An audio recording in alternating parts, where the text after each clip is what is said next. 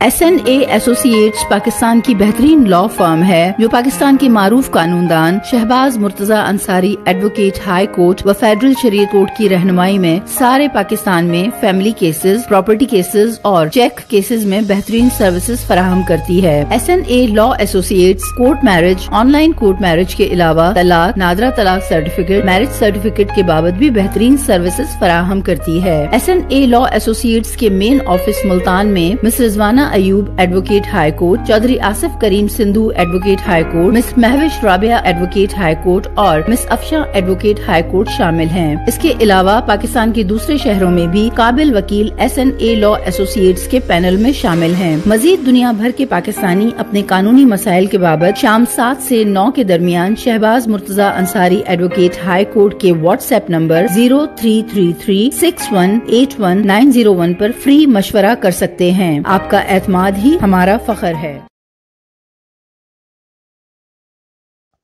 मोहतरम अस्सलाम वालेकुम। Shahbaz Murtaza Ansari advocate high court federal शरीयत कोर्ट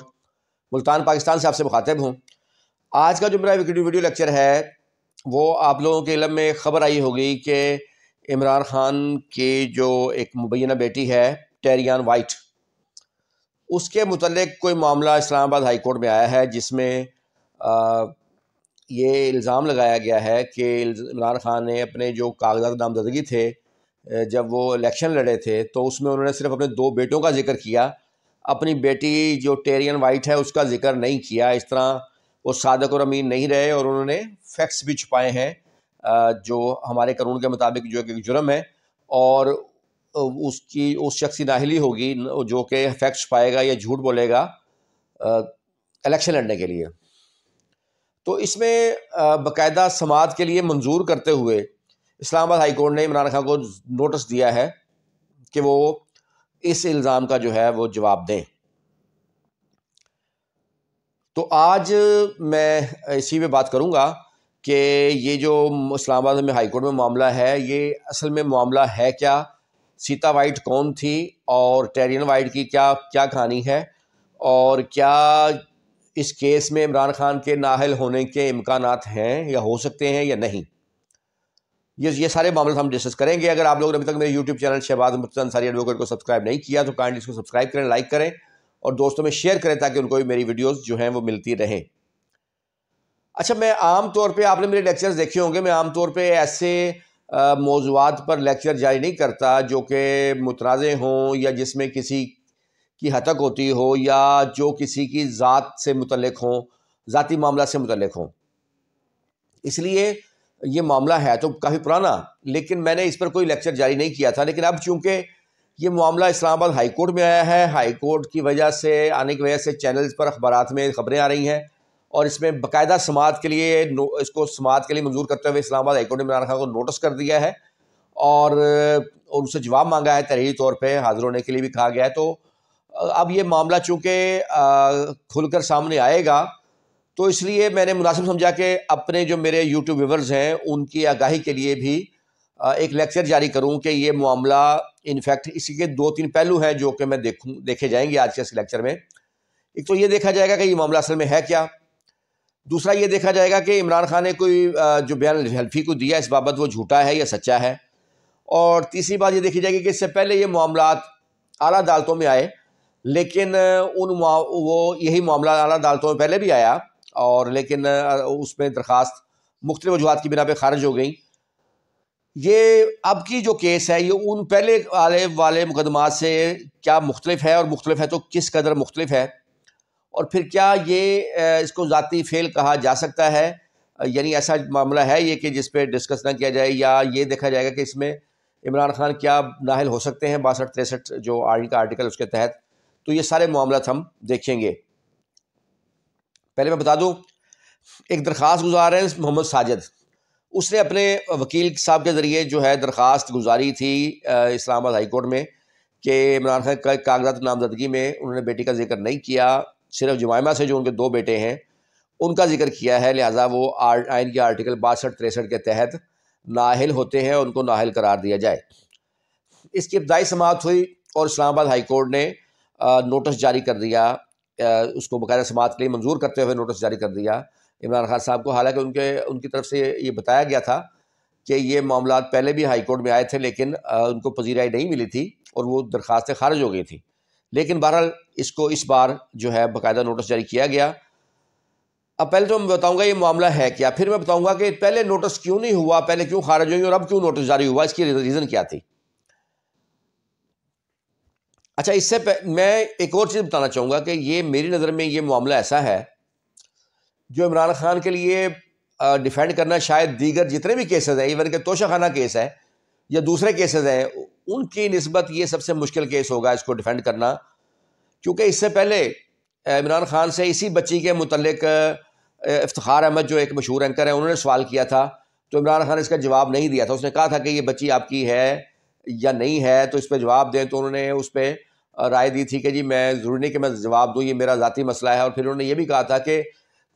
میں نے کبھی اپنے آپ کو پارسا نہیں کہا، تو انسان ہوں. تو اس طرح انہوں نے مطلب اس کا واضح جواب نہیں دیا تھا. پھر حامد میر صاحب نے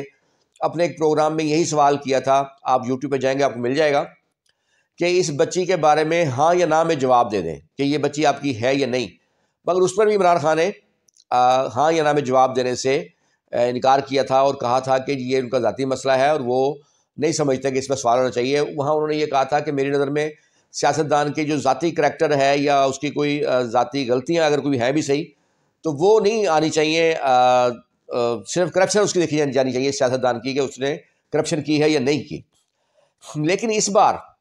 یہ چونکہ معاملہ ہائی کورٹ میں ہے تو ہائی کورٹ میں کوئی شخص اس سوال کا جواب دینے سے انکار نہیں کر سکتا، کیونکہ ہائی کورٹ افتخار احمد یا حامد میر نہیں ہے، ایک جج ہے. اور کسی بھی عدالت میں عدالت کے سوال کا جواب دینا ضروری ہوتا ہے، اور عدالت کے سوال کا جواب نہ دینا ایک قابل سزا جرم ہے. سو اس بار عمران خان کو ہاں یا نہ میں جواب دینا ہوگا. اور یہ اس لیے میں کہہ رہا ہوں کہ یہ ایک باقی کیسز کی نسبت کافی مشکل کیس ہوگا. اب آتے ہیں یہ معاملہ کیا ہے. عمران خان کی شخصیت جو ہے وہ ایک تلسماتی شخصیت کے مالک تھے. جب وہ کرکٹر تھے دنیا میں آل راؤنڈر کے طور پہ مشہور تھے، اور ایک مشہور آل راؤنڈر کے علاوہ اپنی جو شخصیت کے حوالے سے بھی ان کی کافی شہرت تھی، خاص طور پہ پاکستان نہیں صرف انڈیا میں بھی، برطانیہ میں بھی اور دیگر ممالک میں بھی کافی ان کے فینز تھے. اور ان کی ایک بہت مشہور عمران خان تھے اپنے دور میں. ایون کہ جو ان کی جمائمہ سے 1995 میں شادی ہوئی تھی، وہ میں آپ کو بتاؤں کہ وہ دنیا کی تاریخ کی جو چند مشہور شادیاں تھیں جو بہت زیادہ عرصہ اخبارات کی زینت بنی، ان میں وہ شادی شامل تھی. مطلب اتنے پاپولر آدمی تھے. تو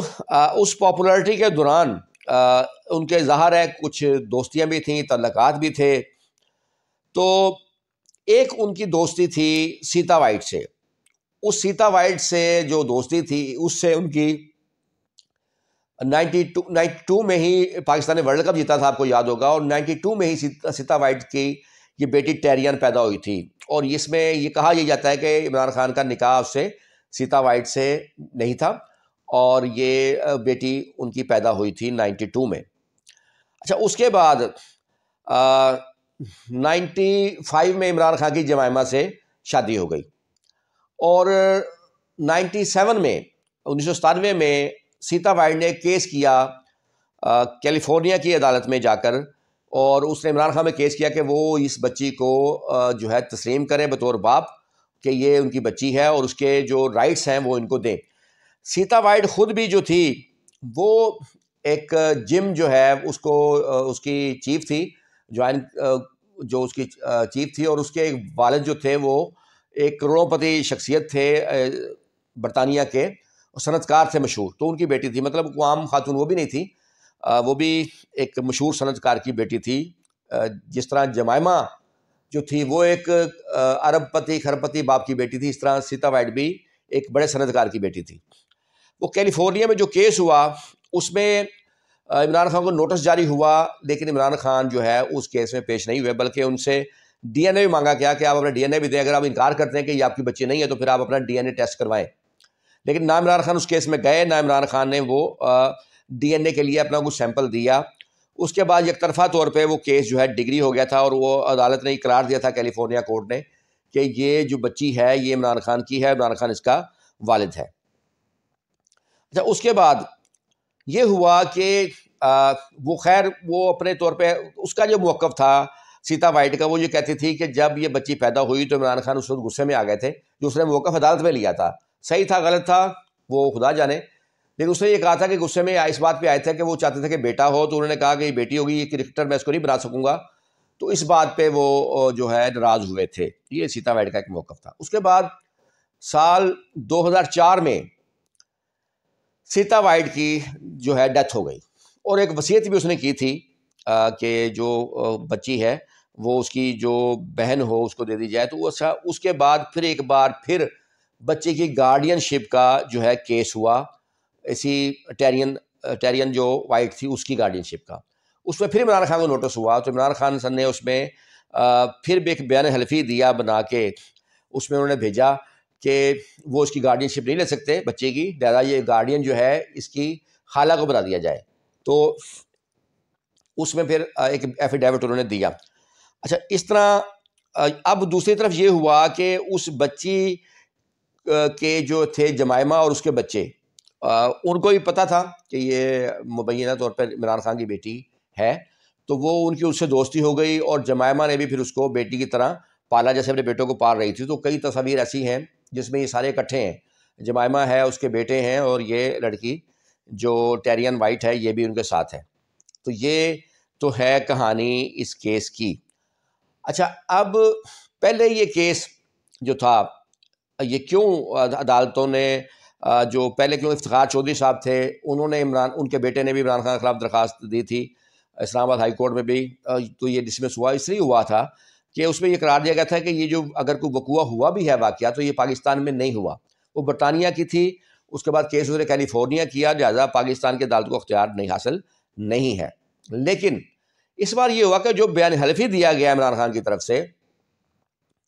جس میں یہ تسلیم کیا گیا اس کو بیٹی، اور اس کے بعد یہ کہا گیا کہ وہ اس کی گارڈین شپ نہیں لے سکتے، خالہ لے،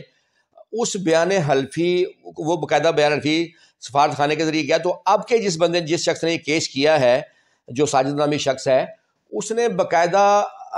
پروف اکٹھا کیا، اس نے اس بیان حلفی جو اٹیسٹ ہوا تھا پاکستان ایمبیسی سے اس کی نقل لی، پھر جو فورن ایمبیسی ہے وہاں سے اس کو اٹیسٹیشن کروائی،